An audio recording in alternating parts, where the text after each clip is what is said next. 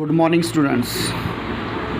आज हम third chapter करेंगे मोशन इन ए प्लेन।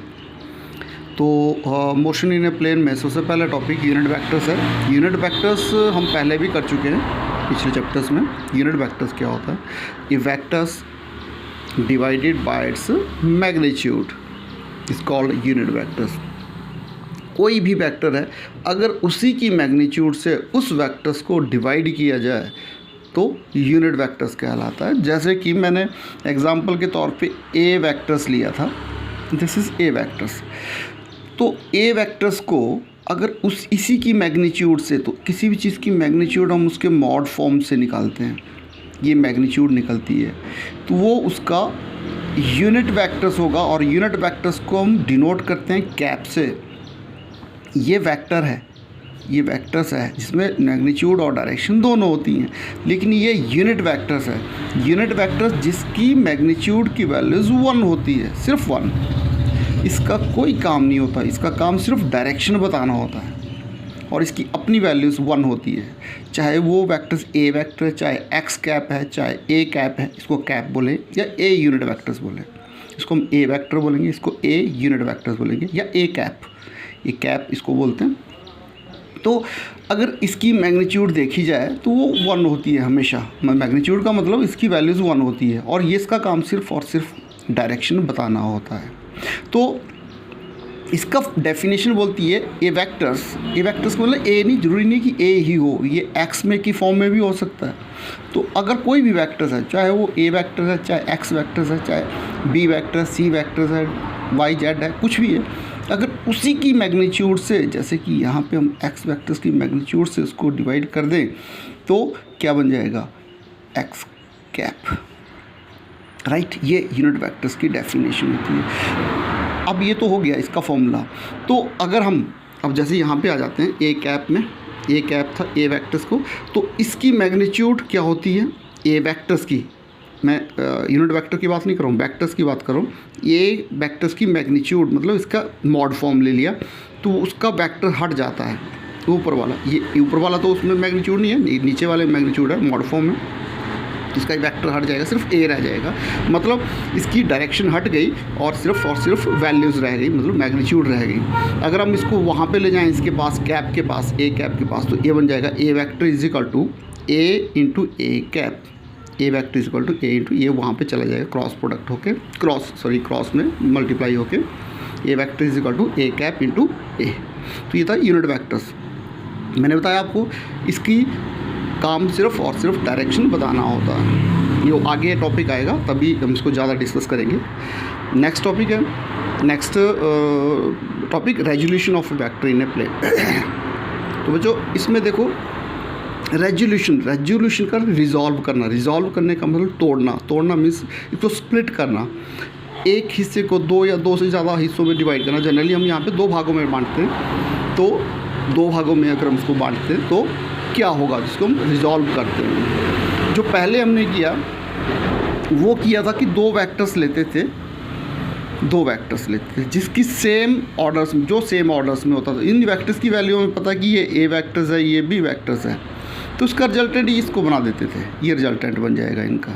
अगर ये 2 वेक्टर सेम ऑर्डर्स में है, अगर दोनों ही वेक्टर्स हम साइमल्टेनियसली लगाते हैं को इनिशियल वेक्टर की फॉर्म में, अगर हम उसको साइमल्टेनियसली साथ एडजेसेंट साइड में लगाते हैं तो उसका रिजल्टेंट ये बनता था और इसका ये पैरेललोग्राम बन जाता था, ये इसका रिजल्टेंट होता था।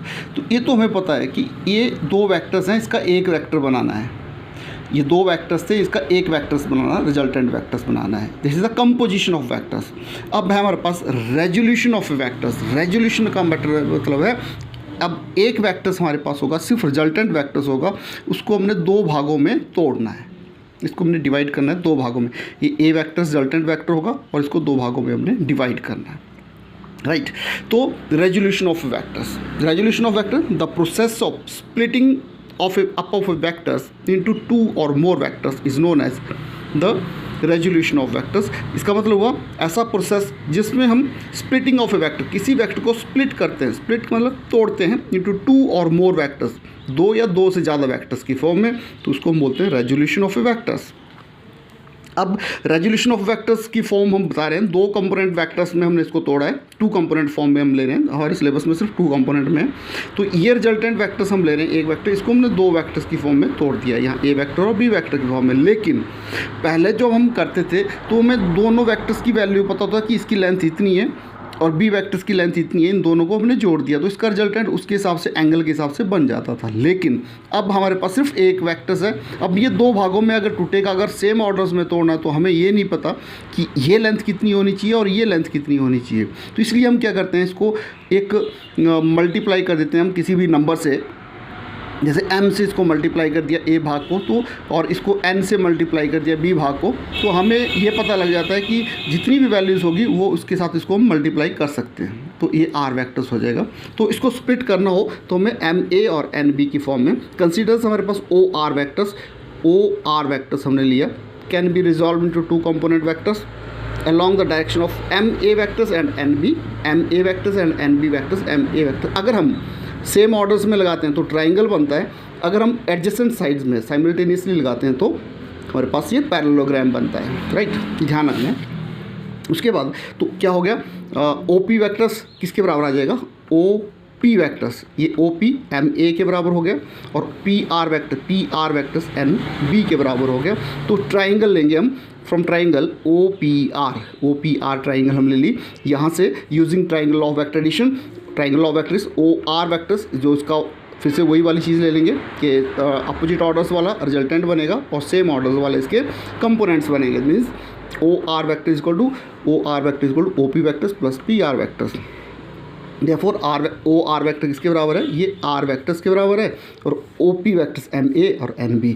सिमिलरली अगर हम साइमल्टेनियसली रिजॉल्व करते हैं और इसको एक पैरेललोग्राम फॉर्म करते हैं तो इसमें आपके पास ओ पी, फिर से वही रिजल्टेंट आएगा, O P vectors and O Q vector. यहाँ पे अब ओ पी आर लगाने के बजाय अब ओ क्यू वैक्टर्स आएगा, तो वो बन जाएगा कि O Q vectors equal to N B, तो O R vector equal to O P vectors plus O R vectors, therefore r vector is equal to m a vector। और this is a resolution of a vector in any angles, किसी भी angles में हम इसको करते हैं। जैसे कि इन दोनों के बीच का एंगल डिफरेंट होगा, इन दोनों, ये लेस देन 90 डिग्री हो गया, ये greater than 90 degree, acute and obtuse angles बनाते हैं।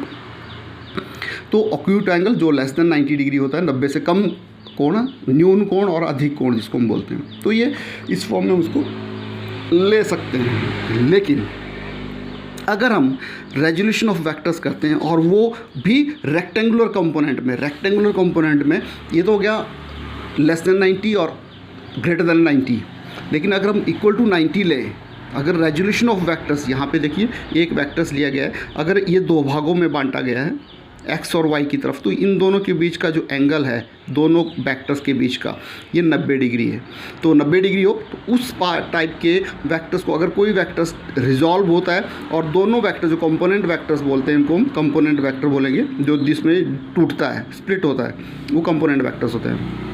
तो वो अगर वो 90 डिग्री बनाते हैं तो उस टाइप की resolution rectangular resolution of A vectors कहलाती है इन ए प्लेन, या हम ये बोलेंगे कि 2 डायमेंशंस में है, 2 डायमेंशंस में होती है।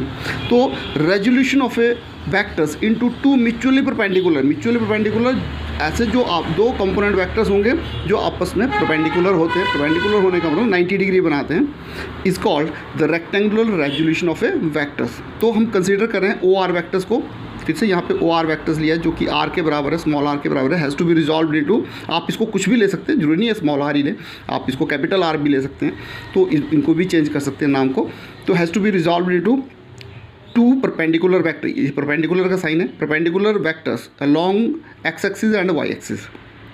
अलॉन्ग एक एक्स एक्सिस में ले लिया, एक हमने वाई एक्सिस में डिवाइड कर दिया। तो O R vector is equal to O P vectors plus Q R vectors, तो O R vector is equal to O P vectors plus O Q vectors हो जाएगा।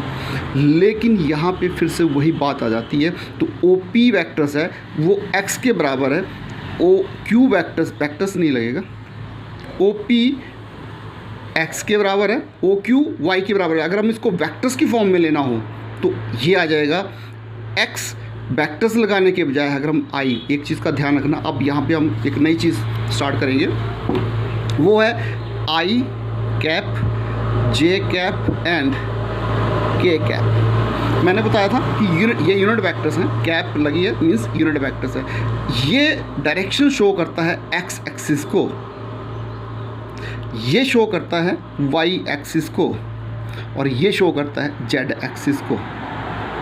Means I is related to x axis, j related to y axis and k related to z axis। Means i j k आपका अगर जहाँ पे भी हमने x axis को show करना हो तो वहाँ पे हम i के साथ i कैप के साथ मल्टीप्लाई कर दो और आगे वेक्टर लगाने की ज़रूरत नहीं है। यहाँ से यहाँ तक जब ये वैल्यूज़ रिजॉल्व हुई, मान लिया हमने कि o से p तक वैल्यूज़ है x के बराबर और o से q तक वैल्यूज़ है y के बराबर। अब इसके ऊपर हम वेक्टर नहीं लगाना चाहते, हमने इसकी डायरेक्शन बतानी है, तो डायरेक्शन बताएगा x एक्सिस की तरफ और y एक्सिस की तरफ। x एक्सिस की तरफ i कैप से और y एक्सिस की तरफ j कैप से। यहाँ पे देखो मैंने लिखा है O P vector equal to X I cap. अब इसके ऊपर वेक्टर नहीं लगाया, इसको हमने ये कर दिया है, आई के साथ जोड़ दिया, तो मीन्स ये एक्स एक्सिस को शो कर रहा है। और ये O Q cap equal to Y J vectors के साथ आएगा वाई एक्सिस के, तो ये बन जाएगा आर वैक्टर्स। यहाँ पे पुट करेंगे तो R vector small R vectors हो जाएगा equal to X O P की वैल्यूज़ आ गई एक्स आई कैप और वाई जे कैप। तो ये एक तो वैल्यूज़ ये आ गई इसकी वाई जे के की फॉर्म में। अब now triangle O P R में, इसी ट्राइंगल में जो हमने अभी ट्राइंगल बनाया था उसी में से हम कॉस ऑफ थीटा और साइन ऑफ थीटा की वैल्यूज़ निकालेंगे। देखिए ये कोई एक ट्राइंगल है, इसको ले लिया हमने, इस ट्राइंगल को ले लिया ओ पी आर करके, ओ पी आर, यहाँ पे थीटा एंगल है। अगर कॉस थीटा निकालना तो याद होना चाहिए फॉर्मूला कि बेस अपॉन हाइपोटेन्यूज होता है। बेस क्या बना ओ पी और हाइपोटेन्यूज बना ओ आर। तो बेस अपॉन हाइपोटेन्यूज मतलब O P upon O R, इसमें डायरेक्शन नहीं लेते हम कॉस और साइन की फॉर्म में। तो O P up cos of theta equal to O P upon O R. तो ओ पी की वैल्यू एक्स है, ओ पी की वैल्यूज़ यहाँ से यहाँ तक एक्स है, और ओ परपेंडिकुलर ये बनेगा पी आर ये इस लाइन के बराबर है, पी आर इस लाइन, ये लाइन इस के बराबर है, तो ये किसके बराबर है वाई के बराबर। क्योंकि कॉस और साइन की फॉर्म में ये डायरेक्शन शो नहीं करता है, इसलिए इसमें हम वेक्टर्स नहीं लगाते हैं, तो आई जे के नहीं लगेगा, इसमें एक्स अपॉन आर आ जाएगा। तो आर को यहाँ पे मल्टीप्लाई करेंगे तो एक्स इज इक्वल टू बनेगा आर कॉस थीटा। वैसे ही साइन थीटा होता है perpendicular over hypotenuse, perpendicular P R के बराबर हो जाएगा। देखिए ट्राइंगल पी आर ये परपेंडिकुलर है, पी आर जो पी और आर की फॉर्म में वैल्यूज़ है, P R upon hypotenuse O R. तो पी आर की वैल्यू इसी के बराबर वाई के बराबर हो जाएगी, और ओ आर की वैल्यूज आर के बराबर हो जाएगी, तो वाई अपॉन आर बन जाएगा। Sine theta is equal to Y upon R, Y equal to R sine theta. अगर हम इन दोनों को स्क्वायर और ऐड कर दें नंबर 1 और नंबर 2 को, तो ये बन जाएगा X square plus Y square is equal left side से स्क्वायर मल्टीप्लाई करना है और राइट साइड तो ये बन जाएगा R square cos square theta plus R square sine square theta. और X square plus Y square is equal to R square, इन दोनों में कॉमन है, cos square theta plus sine square theta is equal to, अब आपको पता होना चाहिए कि cos square theta plus sine square theta या sine square theta plus cos square theta is equal to 1, matric में पढ़ा होगा आपने। तो X square plus Y square is equal to ये 1 हो गया, आर स्क्वायर रह गया, तो R square is equal to X square plus Y square, तो आर क्या हो जाएगा स्क्वायर वहाँ पे चला जाएगा तो अंडर रूट बन जाएगा। तो ये हम ये भी बोल सकते हैं कि अगर हम सीधा बोलें, अब यहाँ इसकी वैक्टर्स नहीं है, मीन्स पहले हमारे पास एक वैल्यूज थी कि R cap R vector equal to X I cap plus Y J cap. अगर हम इसकी मैग्नीट्यूड लेना चाहें आर वैक्टर्स मैग्नीट्यूड, तो X I cap plus Y J cap की मैग्नीट्यूड लेंगे तो ये बन जाएगा इसके बराबर, जो हमारे पास ये रिजल्ट आया। मीन्स हम सीधा इसमें कुछ भी नहीं करना हमने, हम सीधा लिख सकते हैं आर कैप की वैल्यू आर हो जाएगी, इसकी वैल्यू जो आएगी वो आएगी X square plus Y square under root, यही एक्स आई और वाई जे मैग्नीट्यूड की वैल्यूज़, क्योंकि यहाँ से हमने इसको प्रूव कर दिया है। Thank you. नेक्स्ट वीडियो हम देखते हैं, next topic resolution of vector in 3 dimensions में।